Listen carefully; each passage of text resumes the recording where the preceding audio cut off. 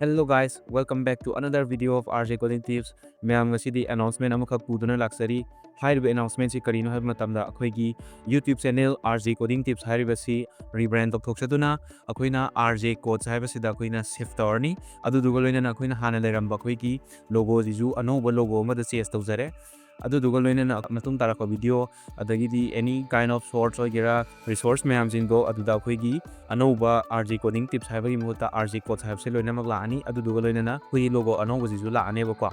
aduduga loinana yamna nungaiba paw amana akhoi ngasigi bisemaiba video sigi maram kaino haib matamda akhoi offline course oina notes amakha tawjarani haibasi akhoi AI powered full stack development course oidini haibasida front end back end aduduga loinana deployment ka loinana AI sisinaduna kamaina tawgani habudugi course ni haiba course asigi matangda ai akhoi website amadi changadaba details mayam singdo mathang haijarake aduduna akhoi video se loiba ying view aduduga akhoi sigi channel RJ Codes hairibase sidaisida subscribe tawdaba lerga to sanbiramo atopa friend circle sing da share tawbiro aduduga loinana akhoi makha tarpa course sing ama atopa video mayam sing amasu akhoi semaknabagi sem saduna leirabani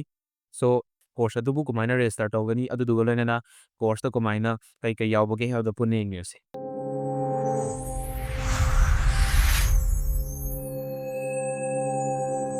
So mayam akhoi anova website amasu launch tawre haiba website si rjinstitute.rjsblog.in haibani hairiba se akhoi rjsblog na leiba akhoi website tugi adugi ecosystem loina khata na continue tawjabani so hairiba rjinstitute haiba website sida akhoi course ki details aduga loina anova course la ko khatpa mayam sing loina ma upload tawjarani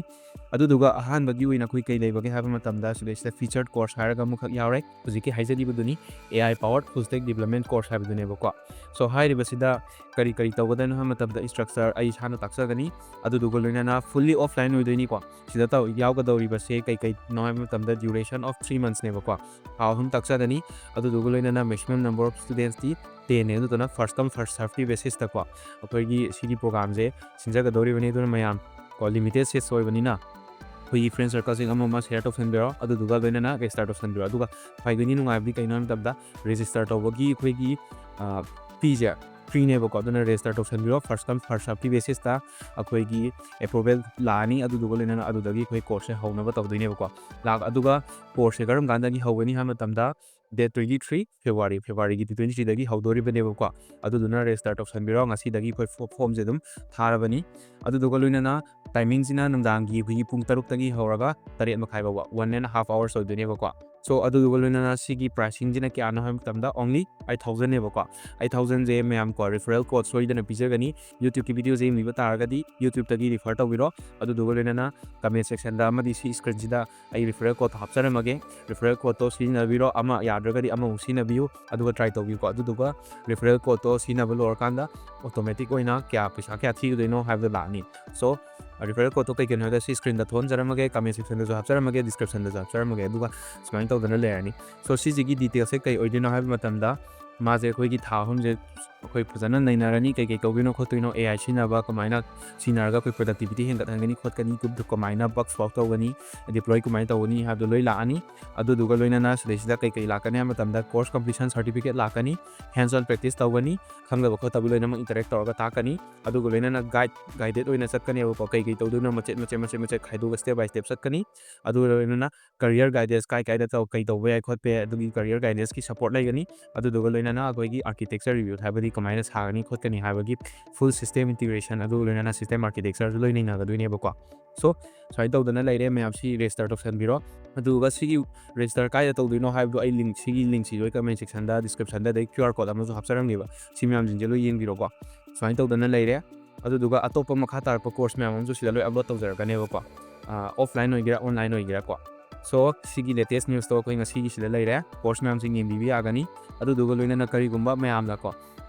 course suggest tawbiramo ba kai course pami kholi mayam jing do sida suggest tawbiramo aduduga loinana atopa mina o sanga kuma tamda topa student sing sanga kuma tamda vote tawba adoine ba vote khayam ba course to na aduna preference piraga matungi bu course ma kaduine ba ko smain tawdana leire aduduga loinana husiki wena di khoi smain website se happy smain leiri aduduga makha tar pa khoi update mayam lakani sida integration mayam tawrakani ba ko aduduga loinana paid course unpaid course loina mo sida le hapcha charakani ko mayam sidum yengbiro aduduga loinana course gi matang da in details ꯈꯪꯅꯤꯡ ꯇꯥꯔꯒꯗꯤ you can use this AI ꯀꯣ ꯁꯤꯒꯤ SAI ꯍꯥꯏꯕꯁꯤ ꯁꯤꯗ ꯆꯪꯉꯒ query ꯃꯌꯥꯝꯁꯤꯡ ꯑꯗꯨꯝ ꯇꯧꯕꯤꯔꯣ ꯀꯩꯁꯨ ꯀꯥꯏꯗꯦ ꯑꯗꯨꯗꯨꯒ ꯂꯣꯏꯅꯅ ꯀꯣꯔꯁꯦꯁꯁꯤ ꯀꯩꯅꯣ ꯑꯗꯨꯝ ꯆꯪꯉ ꯌꯦꯡꯕꯤꯕ ꯌꯥꯔꯦ ꯃꯦꯟꯂꯤ ꯑꯣꯏꯅꯗꯤ FAQꯁꯦ ꯄꯥꯕꯤꯌꯣꯕꯀꯣ ꯁꯣ FAQꯁꯦ ꯀꯩ ꯍꯥꯏꯗꯣꯏꯅꯣ ꯍꯥꯏꯕ ꯃꯇꯝꯗ ꯀꯩ ꯇꯧꯕꯅꯣ ꯀꯩ ꯑꯣꯐꯔ ꯇꯧꯏ ꯄꯨꯡ ꯀꯌꯥꯗꯒꯤ ꯌꯥꯕꯅꯣ ꯑꯣꯐꯂꯥꯏꯟ ꯇꯧꯗꯣꯏꯔꯥ ꯑꯣꯟꯂꯥꯏꯟ ꯇꯧꯗꯣꯏꯔꯥ ꯂꯦꯞꯇꯣꯞ ꯄꯨꯔꯛꯀꯗ꯭ꯔꯥ ꯌꯦꯁ ꯀꯝꯄꯜꯁꯔꯤ ꯄꯨꯔꯛꯀꯅꯤ ꯃꯔꯝꯗꯤ ꯁꯤꯗꯩꯗ ꯁꯤꯁꯇꯦꯝ ꯄꯤꯔꯣꯏ ꯃꯔꯝꯗꯤ ꯑꯩꯈꯣꯏꯒꯤ ꯇꯧꯒꯗꯧꯔꯤꯕ ꯄ꯭ꯔꯣꯖꯦꯛ ꯑꯣꯏꯒꯦꯔꯥ ꯑꯃ ꯑꯣꯏꯒꯦꯔꯥ ꯏꯁꯥꯒꯤ ꯁꯤꯁꯇꯦꯝꯁꯤꯡꯗꯨꯗ ꯂꯣꯏꯅꯃꯛ ꯍꯦꯟꯁ ꯑꯣꯟ ꯇꯧꯍꯧꯗꯣꯏꯅꯦꯕꯀꯣ ꯑꯗꯒꯤ ꯏꯟꯇꯔꯅꯦꯠ ꯁꯣꯏꯗꯅ ꯄꯤꯒꯅꯤ ꯑꯗꯨꯗꯨꯒ ꯂꯣꯏꯅꯅ ꯔꯦꯖꯤꯁꯇꯔ ꯀꯃꯥꯏꯅ ꯇꯧꯒꯅꯤ ꯄꯦ ꯀꯃꯥꯏꯅ ꯇꯧꯕꯅꯣ ꯍꯥꯏꯕꯗꯣ ꯂꯣꯏꯅꯃꯛ ꯌꯥꯎꯖꯔꯝꯃꯅꯤ ꯑꯗꯨꯗꯨꯒ ꯂꯣꯏꯅꯅ ꯀꯟꯐꯔꯃꯦꯁꯟ ꯔꯤꯁꯤꯞ ꯇꯧꯔꯛꯀꯗ꯭ꯔꯥ ꯌꯦꯁ ꯑꯩꯈꯣꯏ ꯏꯃꯦꯜ ꯊꯥꯖꯔꯛꯀꯅꯤ ꯑꯗꯨꯗꯨꯒ ꯂꯣꯏꯅꯅ ꯁꯥꯔꯇꯤꯐꯤꯀꯦꯠ ꯀꯝꯄ꯭ꯂꯤꯠ ꯑꯣꯏꯕ ꯀꯥꯟꯗ ꯑꯩꯈꯣꯏ ꯀꯣꯔꯁ ꯀꯝꯄ꯭ꯂꯤꯁꯟ ꯁꯥꯔꯇꯤꯐꯤꯀꯦꯠ ꯑꯃꯁꯨ ꯁꯣꯏꯗꯅ ꯄꯤꯖꯒꯅꯦꯕꯀꯣ ꯑꯗꯨꯗꯣ ꯑꯩꯈꯣꯏ ꯀꯣꯟꯅ ꯁꯤꯗ ꯚꯦꯔꯤꯐꯥꯏ ꯇꯧꯕ ꯌꯥꯗꯣꯏꯅꯦꯕ ꯁꯣ ꯔꯤꯐꯟ ꯄꯣꯂꯤꯁꯤꯗꯤ ꯀꯥꯖꯨ ꯂꯣꯏ ꯌꯥꯎꯏ ꯃꯌꯥꯝ ꯁꯤꯁꯦ ꯑꯗꯨꯝ ꯐꯖꯅ ꯌꯦꯡꯕꯤꯔꯣ ꯑꯗꯨꯗꯨꯒ ꯀꯣꯔꯁꯁꯤꯕꯨ ꯔꯦꯖꯤꯁꯇꯔ ꯇꯧꯁꯟꯕꯤꯔꯣꯀꯣ ꯂꯤꯃꯤꯇꯦꯠ ꯁꯤꯠꯁꯅꯤ ꯑꯗꯨꯗꯨꯅ ꯑꯩꯈꯣꯏꯒꯤ ꯔꯤꯐꯔꯦꯜ ꯀꯣꯗꯇꯨꯁꯨ ꯌꯥꯝꯗꯦ ꯑꯗꯨꯗꯨꯅ ꯔꯤꯐꯔ ꯇꯞ ꯇꯧꯔꯒ ꯔꯤꯐꯔꯦꯜ ꯀꯣꯗꯇꯨꯒ ꯂꯣꯏꯅꯅ ꯔꯦꯖꯤꯁꯇꯔ ꯁꯞ ꯇꯧꯁꯟꯕꯤꯔꯣꯀꯣ ꯑꯗꯨꯗꯨꯒ ꯃꯌꯥꯝ ꯄꯨꯟꯅ ꯑꯩꯈꯣꯏꯒꯤ ꯁꯤꯒꯤ ꯀꯣꯔꯁꯁꯦ ꯃꯄꯨꯡ ꯐꯥꯍꯜꯂꯁꯤ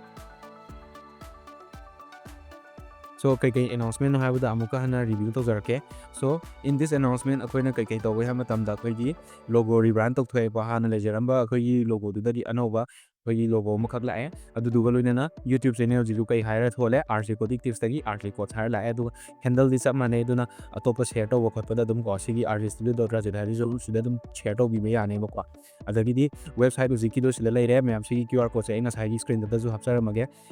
ꯃꯌꯥꯝꯗꯨ ꯁ꯭ꯀꯦꯟ ꯇꯧꯔꯒ ꯑꯗꯨꯝ ꯆꯪꯕꯤꯔ ꯔꯦꯖꯤꯁꯇꯔ ꯇꯧꯕꯤꯔꯣꯀꯣ ꯑꯗꯒꯤꯗꯤ ꯑꯣꯐꯂꯥꯏꯟ ꯀꯣꯔꯁ ꯂꯣꯟꯁ ꯇꯧꯕꯗꯨ ꯁꯤꯁꯨ ꯌꯥꯎꯔꯦ ꯑꯗꯨꯗꯨꯒ ꯂꯣꯏꯅꯅ ꯍꯥꯏꯔꯤꯕ ꯑꯇꯣꯞꯄ ꯀꯣꯔꯁ ꯃꯌꯥꯝ ꯑꯃꯁꯨ ꯂꯥꯛꯀꯅꯤꯀꯣ ꯂꯤꯃꯤꯇꯦꯠ ꯁꯤꯁꯅꯤ ꯑꯦꯄ꯭ꯂꯥꯏ ꯇꯧꯕꯤ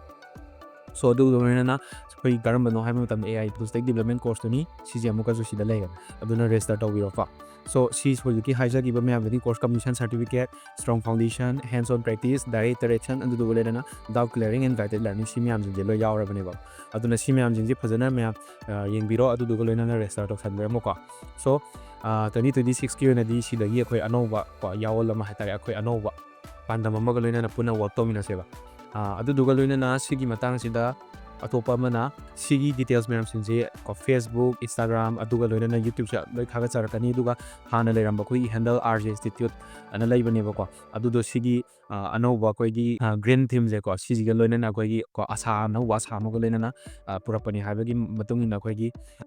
ꯆꯦꯟꯖ ꯈꯔ ꯇꯧꯔꯛꯀꯅꯤ ꯑꯗꯨꯅ ꯏꯟꯁꯇꯥꯒ꯭ꯔꯥꯝ ꯍꯦꯟꯗꯜ ꯑꯣꯏꯒꯦꯔꯥ ꯐꯦꯁꯕꯨꯛ ꯑꯣꯏꯒꯦꯔꯥ ꯑꯗꯨꯗ ꯆꯦꯟꯖ ꯂꯥꯛꯑꯅꯦꯕꯀꯣ ꯑꯗꯨꯗꯨꯒ ꯂꯣꯏꯅꯅ ꯃꯌꯥꯝ ꯑꯩꯈꯣꯏꯒꯤ ꯋꯥꯆꯦꯞ ꯒ꯭ꯔꯨꯞ ꯑꯃꯈꯛ ꯂꯩ ꯗꯤꯀꯣꯠ ꯗꯤ ꯃꯦꯇ꯭ꯔꯤꯛꯁ ꯍꯥꯏꯕ ꯑꯃ ꯁꯤꯒꯤ ꯋꯥꯆꯦꯞ ꯒ꯭ꯔꯨꯞꯁꯦ ꯃꯌꯥꯝ ꯑꯗꯨꯝ ꯖꯣꯏꯟ ꯇꯧꯁꯟꯕꯤꯔꯝꯃꯣ ꯁꯤꯗꯁꯨ ꯑꯗꯨꯝ ꯑꯩꯈꯣꯏ ꯁꯤꯒꯨꯝꯕ ꯅ꯭ꯌꯨꯁ ꯑꯗꯒꯤꯗꯤ ꯗꯤꯇꯦꯜꯁ ꯃꯌꯥꯝ ꯑꯗꯨꯝ ꯁꯦꯌꯔ ꯇꯧꯖꯔꯛꯀꯦꯕꯀꯣ ꯁꯣ ꯍꯧꯖꯤꯛꯀꯤ ꯑꯣꯏꯅꯗꯤ ꯏꯟꯁꯇꯥꯒ꯭ꯔꯥꯝ ꯄꯦꯖꯇꯣ ꯑꯩꯈꯣꯏꯒꯤ ꯏꯁꯨ ꯈꯔ ꯂꯩꯕꯗꯒꯤ ꯑꯦꯛꯁꯦꯁ ꯇꯧꯕ ꯐꯔꯛ ꯇꯥꯔꯦ ꯁꯣ ꯍꯧꯖꯤꯛꯀꯤ ꯑꯣꯏꯅꯗꯤ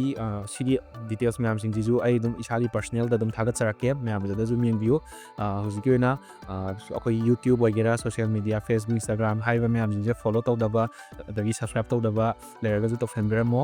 ꯁꯨꯃꯥꯏꯅ ꯇꯧꯗꯅ ꯑꯩꯈꯣꯏ ꯀꯝꯃ꯭ꯌꯨꯅꯤꯇꯤ ꯃꯁꯦꯟ ꯄꯨꯟꯅ ꯒ꯭ꯔꯣ ꯇꯧꯃꯤꯟꯅꯁꯤ ꯃꯌꯥꯝ ꯑꯗꯨꯝ ꯀꯩꯀꯩ ꯑꯇꯣꯞꯄ ꯐꯤꯗꯕꯦꯛ ꯃꯌꯥꯝ ꯑꯃ ꯀꯃꯦꯟ ꯁꯦꯛꯁꯟꯗ ꯍꯥꯏꯕꯤꯔꯝꯃꯣ ꯁꯣ ꯃꯌꯥꯝ ꯉꯁꯤꯒꯤꯗꯤ ꯁꯤꯗ ꯀꯥꯏꯅꯔꯁꯤ ꯑꯗꯨꯒ ꯔꯦꯖꯤꯁꯇꯔ ꯇꯧꯔꯛꯑꯀꯥꯟꯗ ꯑꯗꯨꯝ ꯀꯟꯐꯔꯃꯦꯁꯟ ꯊꯥꯖꯔꯛꯑꯒꯦ so thank you so much guys for watching today's video and I will see you next time